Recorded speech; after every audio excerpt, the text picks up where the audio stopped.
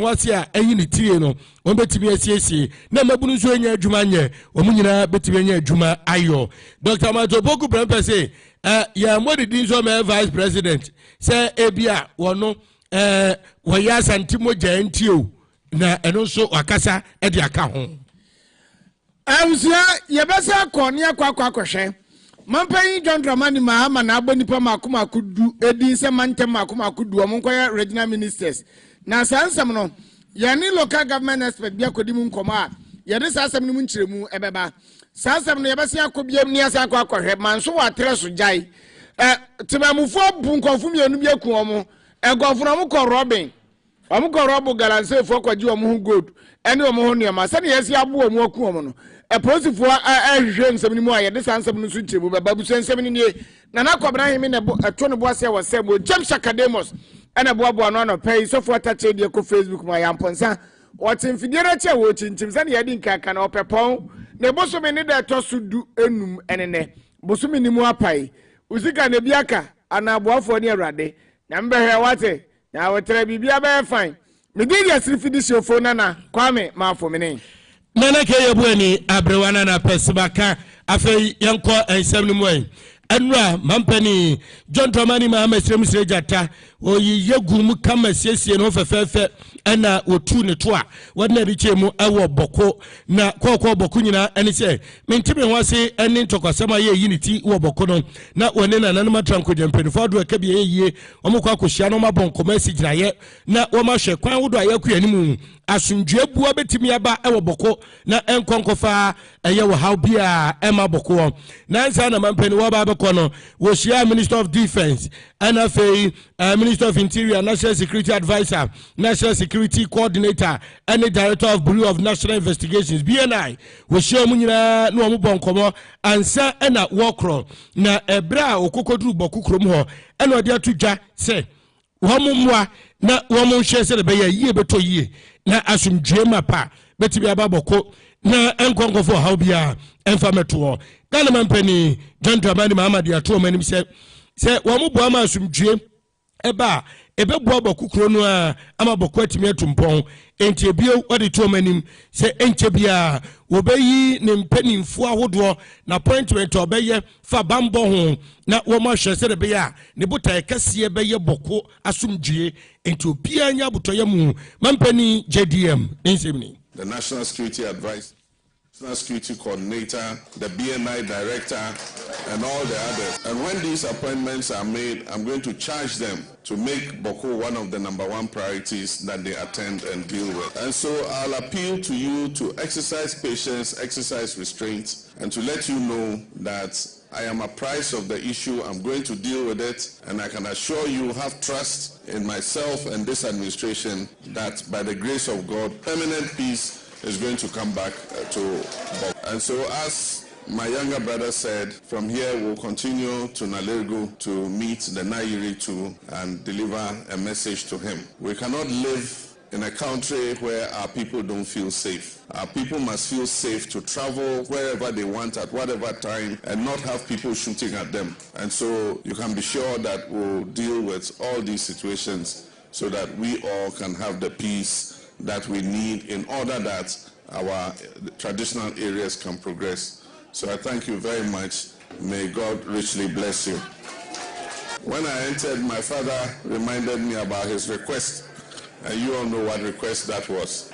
My assurance is we need peace to be established because some of the processes that you must go through for what your hearts are desiring require that the area is peaceful. But you can be sure that I haven't forgotten about it.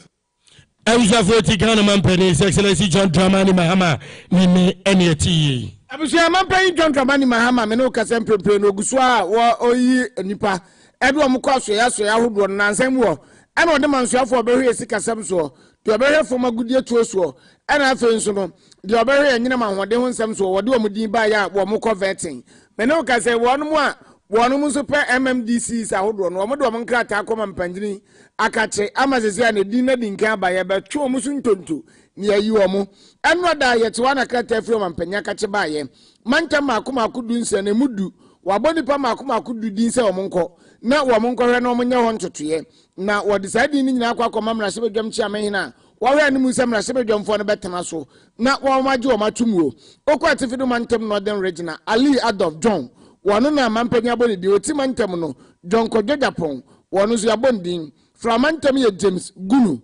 ɛpoyɛ mantam mu no owuraire Reta Akosua J Awete wɔno na yɛabɔ ne din North East Ibrahim Tia Oba Santima Ntemi ya church penny demand this amanyoko no Dr. Frank Amwakohene. Ene Santima Mponi this year. One ya boni din. Na Upper East no Akamugri Donatus Atanga. One ya boni din. Aha, ukoi Upper East. Bogatanga no anti atanga kradi anaya zankenyawa. Ejipapo di hedi ya obefa. Na ahafo. Mantemuno Charity Gardner. One ya boni din. Savannah Mantemuno Salisubi Aurubi. Wanonsu ni ya boni din. Ana ukongre pumpiri Mantemua. When falling the Uklo, was one way I'm not so granny, and I want to abund this and crap and Punimantemuno, one so share. Now, Sadipa Makuma could do no man penina Ghana, mam, that's all about Mudi. So among Kona, Wamuka Mantem Mansua for. Na and Commodie, ya knew already a friend of Frederico Drew, what be were a young Kromkuma Mumu, any officer Mupa, local government expert. Echo didn't command the business. Mantam Dunsi, Mudu no man paying their banango on Fedunsi and Nama Prequans and the New Yaba. Regional executive members, or so to speak, executive members of the NDC, basically. But it seems not to be too different from the recent trends that we've seen under President Akufo-Addo in his first term particularly. We saw regional chairmen, quite a good number of regional chairmen being appointed as regional ministers, and even the constituency chair persons were also appointed as chief executives. So it looks to be a similar trend we are seeing here. But if you look at the position of regional ministers, you realize they are also the heads of the regional security council. And basically, they are there, if you look at their positions generally, they are there to be the reps of the president at the regional level. They are there to have the coordination of the work of the MMD, that's the municipal, metropolitan, and district assemblies. They are also there to head the regional security councils. So they have diverse roles they would be expected to play as political heads of the regions. You can't discount the security rules. However, that may not necessarily be the key issue with some of these appointments, although for areas where you with long-term conflicts, as you can, if you take the Boko case in the upper East region, it might inform the decision of the president to appoint in the appointment of a regional minister. However, it may not be solely the reason. As ya and yet see Obia Wabene, our Nkronkuma Mumu, local government expert. Your friend David or Frederick Odro, and I want to not Rabani Pamakuma Kudua, Mampena Bomb with Samantha Makuma Kudu, or Monkoya Mansha for him. Ebrana Kwame Kasano, but is so bodinse openikasie aka mugri donatus atanga ono na kwa Upper East region ho na kwa kubo adwuma openikasie ne say what the mampani John Dramani Mahamasi na adwuma obeye ne de anya asem ketwa atanga tese sa chieftaincy crisis na ekoso oboko no wo say your pressing concern na obehwe se wodi ne ho bewuram na woni mpanifo ado ka bia yie na nanom betra se de bia asumdwe mapa beba sampotem ho na manfo nso bewunu se ampake aneke se die Upper East ho boko honom so adwo. Well, Upper East is a region that is among the poorest regions in the country. And so what we need to do is to be able to mobilize our people and solicit support for bringing in projects that will provide employment to the youth.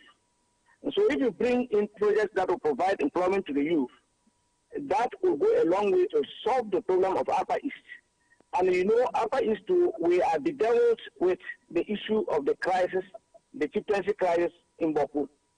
And so we will want to see the way that we negotiate with our colleagues. And I'm happy that the regional minister designates for the Northeast region is a colleague who is also a regional secretary, and I'm also a regional secretary. We can put our heads together to see how we can, in the end, be able to reach a certain compromise, a certain position, and so that we can have peace existing in these two regions. And peace is the necessary requisite for development. And so if we want to deal with our poverty levels, it is better to also deal or handle the security issues and ensure that there's peace for us to be able to do. And so our major program is to make sure that we stimulate the party to ensure that we are able to bring in projects that will provide employment for the people. Operikase yura tanga ena etene kano yeso nkora Ghana mantifi epoedo mantemu wonko kuta mu adwuma se minister afeni yayi ne dia ya nominate no enti akase ye baba betoto na no ewo aye vetting committee ho na ye gini tumu a na afiri ne dwuma di ase abusuya yefro na yemra sentimentem kro pon ba kwa ewo yempatem ya wa treso ene me no gaze wa treso omo biem a ti omutie no nyize okọ ba ti omutie time fm wa treso na na no adadwada ebeto dwase omo mutwe okada motorbike hibi edipa mienu akonfon wonfo bo mutwe akuo mo na ni nyina ne se enkran tiremu a onse ho mpatem wo no se nya timba no atwa na oyekwa adwuma enye sade na otu gada nse de bi wo hopa nya izi kura e wo atreso mpatem wo na mrante ne ko mo adwuma na wo mo basa no ana yesi akronfo mo nam nipa makoma na ekutatuo na wonu mo mototo foma gudie bi gold dealers bi wo mo akọ ebusu wo makọ toto enwema ni bia wo mo de ba na wo mo timoto so na akronfo no to se wo mo so tutu akum nipa mienu amunum wa na wo mo kum nipa mienu sa no ana atemamufu a wo mo wa atreso mpatem wo te se yesi akronfo aba mpatem wo ediane wo mbeti wo mo no ma hwehwe wo mo omuti wo mu gungura ni mu a esani pa makoma kunnan ana wo mutiri ye no mutimi nya mu mienu na mienu no saa ze wodi kokromoti kwa ye de suturo da okwan wonu mu bo ni pa mienu tu ekun wo mu sa no amunu mu a temamufo no nso buru wo mu ma wo mu nso to ana nanom nse do mienu aka de wo mu do mu ho aka nwura wo kodum wo matumrika na wo mu kro na assembly man ya wo mantem wo ye frɛ no Kofi Mensa wona ne time kase ebo nkomo a wo cheche se ne asem ne si mu pote anwumre no enya ne tiesa Robert be aba akwam bebe abeto ache minus biso eti information ne ba sa no mabunu ni ati mu gum so mo be kono makoboa minus mo ko no mo de ko so na chese enipa ne for ni ndu do munya mu tidi mu dwane ni no mo che wo mo ane because nsi ogboro a ose bronka se pam omubu papa ama omunyina to anana no monse edo ti minus no so ekuhu om ama omusika omuje na 30 pounds of gold na 11,000 Ghana cedis ano kaki na je se mi no mudwane yande omonde sa ne man ko omusa twitwa omusika nti free police form omubefa bodies ne minus ni nyina koy so dubia respect headquarters they started police force as assembly ma omoye mu awuzia edi akronforum for mienu owu na emo mienu no magana ne so mo na di gold no kwa de ne o maye papa 30 pounds kwabra 30 pounds say 30 pounds 1 pound na 900 Ghana cedis na se kura kudu 10,000 ba se mo se swat ba ko 1 pound okay 1 pound be ne kase be si okay say 9,000 krona 30 no 30 ne 270 billion. Oh, okay. And almost I just got 11,000 Ghana 120. Was it now we are on Saturday step? Was it 1 pound baby?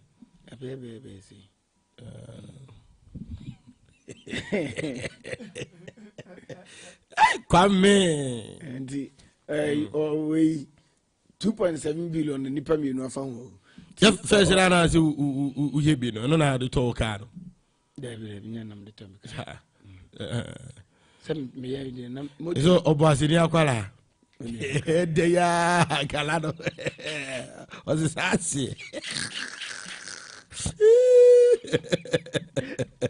That's what I'm finding easy. I mean, who be do? David, I understand your boy. Evo, za. And an ababusan.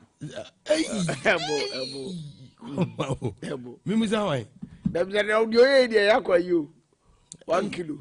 Only 1 kilo. I was a 40 years and trosso. Now, when him say Dr. Baumia or Bo Penecasier, you are Dr. Matopoku Pempedi, a brand of Quaco Banish or Bonachi, now when you're the vice president. Now, about the bad of Yeja, or Mumia or Mario Popra, make us say, Yura Mahmoud Bomiakra, and Anonymity as well, Comeka.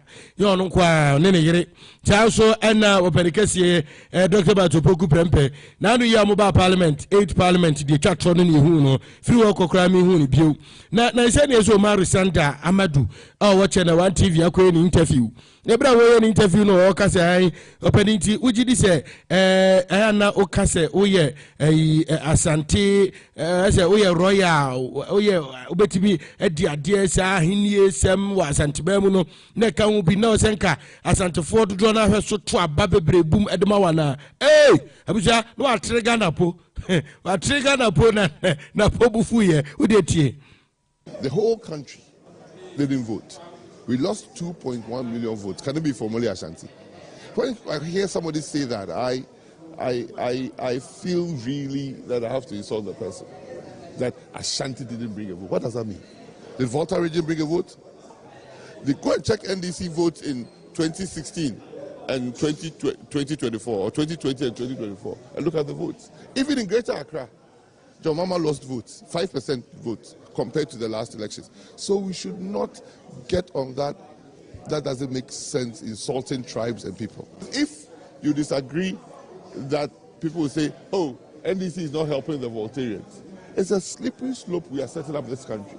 In fact, in Ashanti, 65% of the people turn up to vote. 65% of the people on the register.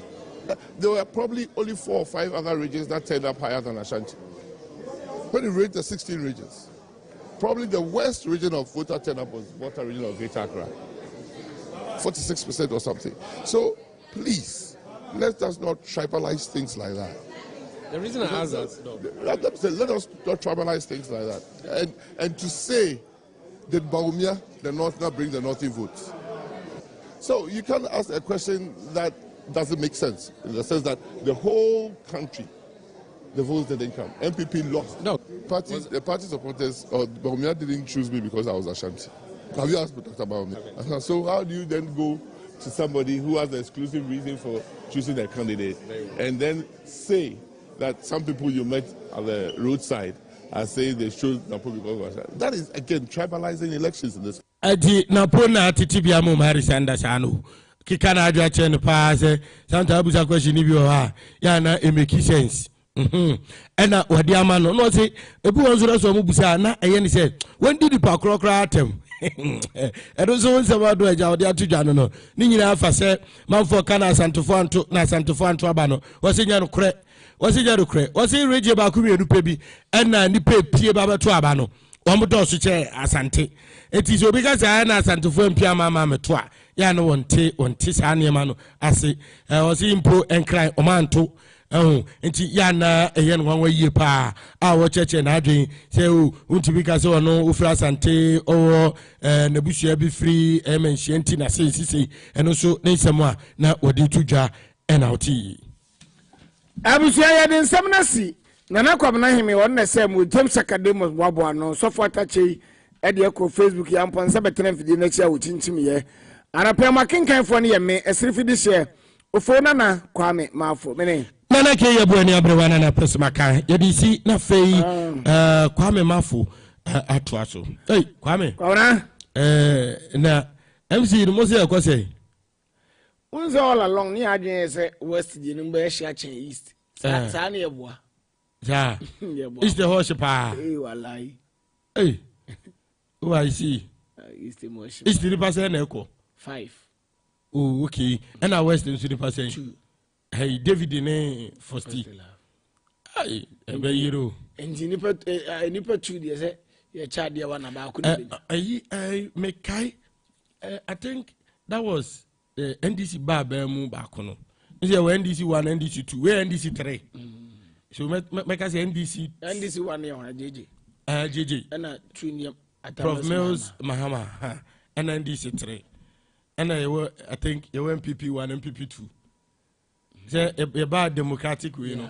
I think say so be 16 MPP 16 and it's so much 16 and MPP so 16 20 and the JM kwe omoko 20 and obekaya somewhere 2012 2016 brana JM tesodo orphan constituency omo mujina for parliamentary candidate them say ya award about 80 to 90%. Ya award nanya complete, but majority of them ya award with the MC and DC ship positions, you know. Emma omo etwa so bad. Man abutaye ni say omo na ejina parliamentary PC, you know, during elections. And the problem na ejina PC during elections ya na den because a lot goes into sikasem uduru honom na PC chale uni kakra da fomo especially NDC peace with Jakubua. Just imagine. We free Jakubua for important. Just imagine. And quite many of council. At that time, I consider as an man. And now, yet this positions, you know. To be here, and to be here on a bow account. So about 2012 to obey this year. Hano. Minim, the make a man acquisition say this time around, minim she also 2012 no kwame obekaya. Then she share but this time no she say no convert no but 2012 am convert no I know the man penny na human no abodi kolobia no abodi but this time around apply on 2016 aba so we don't know. I think David is a fine man, fine gentleman, we party rechi onyani din, and you can talk of David, a typical NDC, but you can also talk about Fostilava Piakedi. You see, on two occasions, 2020 and then the 2024. Wow. You see how the former no how Fostilava branded on and Charlie, it's something. Yeah. Fostilava. Kwame, Fostilava is such a brilliant. I don't know how to describe it, but I was a penny the former co-tenant. Okay. Your friend offers him. What's birthday? What's on side? I beat you na. Then birthday. Return. Or the offers him and when you're 60 years. 60. Kwame, I'm why. So when you're 60 years. That's also okay. Who sister no sister and have 20 something years. Everyone watch it. I'm saying I'm guessing I'm more I'm in carry. Sister the idea of natural. Oh yeah, we be fine. Why? But we be fine. It's your first happy birthday. Of say happy birthday. Happy shout. I'm saying that what about your habit.